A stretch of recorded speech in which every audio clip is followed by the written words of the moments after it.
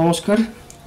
এতদিন পর্যন্ত বিগিনারদের preparation strategy কী হবে সেসব নিয়ে ভিডিও করেছি।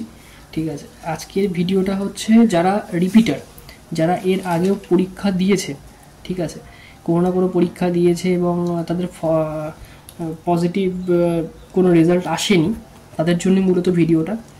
তো তারা কীভাবে কী পড়াশোনা করবে, তাদের কোনটা ফলো করা উচিত, কীরকম স্ট্র্যাটেজি ফলো করা উচিত, আজকের ভিডিওটা কিন্তু সেটা নিয়ে। ঠিক আছে, তো সাধারণভাবে আমরা ইউটিউবে বিভিন্ন চ্যানেলে বিগিনারদের নিয়ে প্রচুর রকম স্ট্র্যাটেজি দেখি, প্রচুর স্টাডি প্ল্যান দেখি, কিন্তু রিপিটারদের নিয়ে সেরকম কিন্তু স্টাডি প্ল্যান বা স্ট্র্যাটেজি দেখতে পাওয়া যায় না। ঠিক আছে, সেটা কারণ যেই হোক না কেন, সেই কারণে দিতে চাইছি না, সেই কারণটা নিয়ে আলোচনা নয়। ঘটনা হচ্ছে যে সেক্ষেত্রে রিপিটারদের কী প্ল্যান থাকা উচিত, কীভাবে তারা স্টাডি করবে, সেটা নিয়ে মূলত এই ভিডিওটা। প্রথমে মনে রাখতে হবে যে যারা রিপিটার থাকছে তাদের কোন জায়গাটা আটকে যাচ্ছে, মানে পরীক্ষার কোন স্টেজে তারা প্রিলিমিনারিতে আটকাচ্ছে, নাকি প্রিলিমিনারি পাস করার পরে গিয়ে মেন্সে আটকাচ্ছে, না প্রিলিমিনারি মেন্স পাস করার পরে গিয়ে ইন্টারভিউতে আটকে যাচ্ছে। ঠিক আছে, কোন জায়গাটায় তারা কোয়ালিফাই করতে পারছে না সেই বিষয়টা কিন্তু লক্ষ্য রাখতে হবে। আমি রিপিটারদের যত দেখেছি তাদের মধ্যে বেশিরভাগ ক্ষেত্রেই সাধারণত প্রিলিমিনারি এবং পাস করার পরে মেন্সে গিয়ে সাধারণত তারা কোয়ালিফাই করতে পারে না। এটা আমার সাথেও হয়েছে, বহুবার হয়েছে, একবার দুবার নয়, বহুবার এরকম হয়েছে। প্রিলিমিনারি পাস করেছি এবং মেন্সে গিয়ে যথারীতি আমার কিন্তু হয়নি।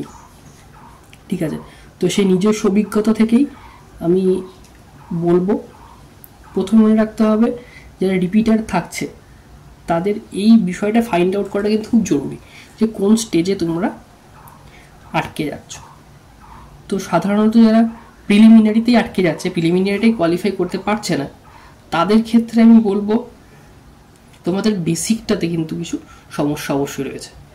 বেসিক যদি তোমার একদম ক্লিয়ার না থাকে তাহলে কিন্তু তোমার প্রিলিমিনারিতে এই আটকে যাওয়ার বিষয়টা কিন্তু থাকবে।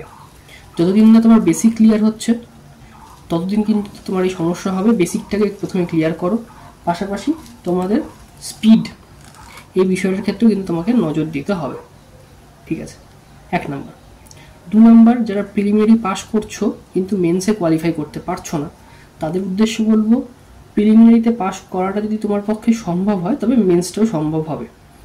তবে সেক্ষেত্রে কিছু গুরুত্বপূর্ণ প্ল্যান তোমায় কিন্তু ফলো করতে হবে, কিছু স্ট্র্যাটেজি তোমায় কিন্তু মেনে চলতে হবে।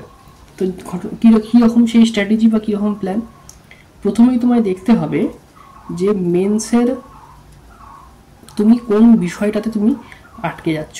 বাড়িতে যখন তাহলে তোমায় কী করতে হবে, বাড়িতে মেন্সের মকগুলো কিন্তু বেশি দিতে হবে।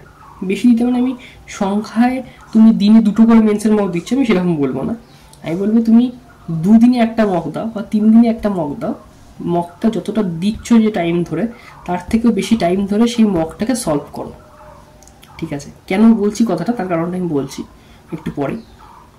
পাশাপাশি মেন্স লেভেলের প্রশ্ন, ঠিক আছে, মেন্স লেভেলের প্রশ্ন মানে প্রিলিমিনারিতে তো ম্যাথ, রিজনিং, ইংলিশ তুমি করে আসছো, মেন্সও ম্যাথ, রিজনিং, ইংলিশ থাকছে, সাথে কারেন্ট অ্যাফেয়ার্স বা জেনারেল অ্যাওয়ারনেসের পেপারটা যুক্ত হচ্ছে, আবার কোনো কোনো ক্ষেত্রে ডিসক্রিপটিভ পেপার থাকছে, মানে পিওর মেন্সের কথা বলছি। বাদ বাকি সময়ে মেন্স লেভেলের যে সমস্ত ম্যাথ, রিজনিং, ইংলিশ যেগুলো থাকে মেন্স লেভেলের, ঠিক আছে, কথাটা ভালো করে বুঝতে হবে, মেন্স লেভেলের যে প্রশ্ন থাকে সেগুলো কিন্তু তোমায় বেশি করে সলভ করতে হবে। ঠিক আছে, উইথ টাইমার।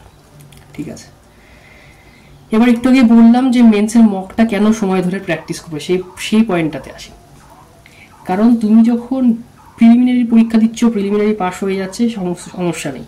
মেন্সে যখন তুমি পরীক্ষা দিতে যাচ্ছ, প্রথমেই তোমার মাথায় এই কাজটা করছে, এই স্ট্রাইকটা হচ্ছে যে এটা মেন্স লেভেলের পরীক্ষাটা সম্ভব নয়। ঠিক আছে, এই বিষয়টা যখন মাথার মধ্যে ঢুকে থাকবে তখন কিন্তু তুমি মেন্সের পরীক্ষা দিতে গিয়েও তোমার একটা ভয় কাজ করবে।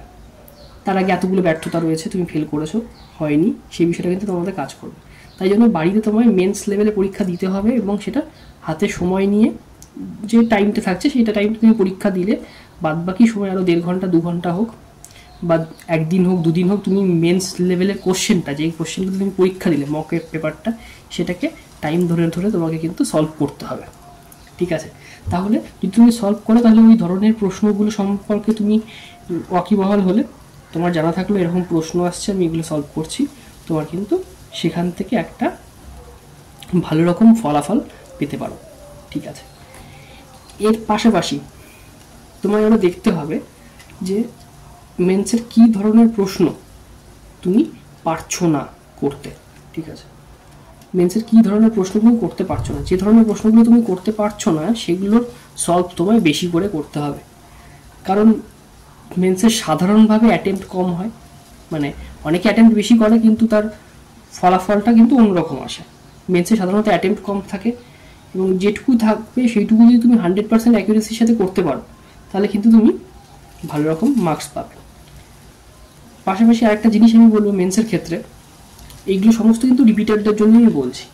পাশাপাশি যারা বিগিনার আছো তারা মেন্স যদি প্রিলিমিনারি পাস করো মেন্সে কিন্তু তোমাদের এটা কাজে লাগবে। পাশাপাশি এটা বলবো মেন্সের পেপারে কিন্তু তোমার আমাদের সাধারণত জেনারেল অ্যাওয়ারনেসের যে পেপারটা যুক্ত হচ্ছে সেখানে কারেন্ট অ্যাফেয়ার্সের পোর্শনটা বেশ পরিমাণে থাকে। তাহলে তোমাকে কারেন্ট অ্যাফেয়ার্স প্রথম থেকে কিন্তু পড়ে আসতে হবে। কীভাবে পড়বে, এখন আমি যত পরীক্ষাগুলো দিয়েছি, ঠিক আছে, আমি যা পরীক্ষা দিয়েছি প্রিলিমিনারি মেন্স সহ যে পরীক্ষাগুলো দিয়েছি আমি দেখতে পেয়েছি যে দিনের পর দিন কারেন্ট অ্যাফেয়ার্সের যে পোর্শনটা ওয়েটেজটা জেনারেল অ্যাওয়ারনেসে সবসময় বেশি থাকে এবং পাশাপাশি কারেন্ট অ্যাফেয়ার্সের ডেপথটা, মানে কোনো একটা কারেন্ট ইভেন্ট কোনো একটা ঘটনা ঘটলো সেখানে আগে যেরকম ডিরেক্ট প্রশ্ন আসতো এখন কিন্তু সেই ডিরেক্ট প্রশ্ন আসার মানে বিষয়টা কিন্তু কমে গেছে। এখন ডেপথে প্রশ্ন করা হচ্ছে, যাতে কি আমাকে টপিকটা সম্পর্কে পুরোটা জানতে হবে, না জানলে কিন্তু আমি উত্তর দিতে পারবো না।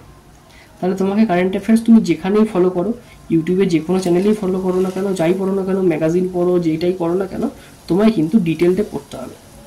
ডিটেল পড়ার পরে প্রতিদিন সেটা পড়ার পরে সাধারণ ক্ষেত্রে আমি বলবো সপ্তাহে একটা দিন রাখো, সেটা তোমার টাইম অনুযায়ী, সেটা তোমার যখন সময় হবে, সেটা সোম হতে পারে, মঙ্গল হতে পারে, বুধ হতে পারে, রবিবার হতে পারে, যে কোনো দিন একদিন লাগবে যেদিন ওই পুরো সপ্তাহের কারেন্ট অ্যাফেয়ার্সটা রিভিশন হবে।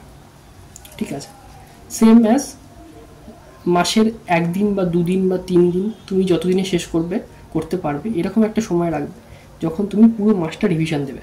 মানে সপ্তাহটা রিভিশন হচ্ছে, সপ্তাহের রিভিশন দিচ্ছ, আবার তুমি মাসেরও রিভিশন দিচ্ছ। যত বেশি রিভিশন দেবে তত বেশি মাথায় থাকবে, তত বেশি অ্যান্সার করতে পারবে পরীক্ষায়।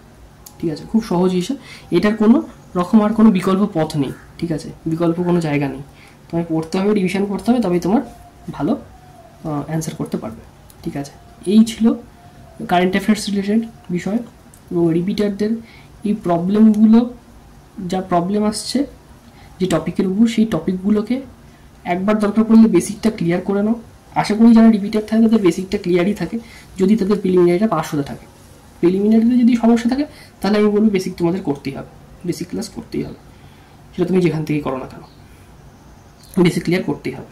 আর শুধু যদি মেন্সে গিয়ে আটকে যাও তাহলে বলবো মেন্সের উপর ফোকাস দাও, অবশ্যই প্রিলিমিনারিটাকে সাথে রেখে। এরকম বলবো না যে প্রিলিমিনারি ভুলে যাও, ভুলে গিয়ে শুধু মেন্সেরই প্র্যাকটিস করো, সেটাও নয়।